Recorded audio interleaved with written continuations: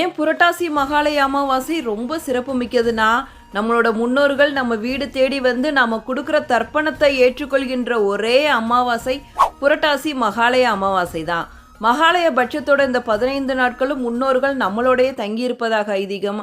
இந்த 15 நாட்களும் தர்ப்பணம் கொடுக்க முடியாதவங்க புரட்டாசி மகாலய அமாவாசை அன்னைக்காவது தர்ப்பணம் கொடுங்க. பித்ரு தோஷம் நீங்கி முன்னோர்களோட ஆசி உங்க குடும்பத்துக்கு பரிபூர்ணமா கிடைக்கும். வர ஞாயிற்றுக்கிழமை புரட்டாசி மகாலய அமாவாசை வருது. சூரிய உதயத்திற்கு பின்னாடி தான் தர்ப்பணம் கொடுக்க ஆரம்பிக்கணும்.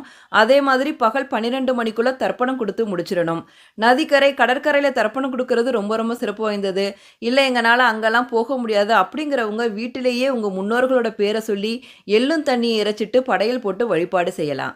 அமாவாசை அன்னைக்கு பசுமாட்டுக்கு அகத்திக்கீரை கொடுப்பது, ஏழை எளிய மக்களுக்கு தானம் கொடுப்பது ரொம்ப ரொம்ப சிறப்பானது.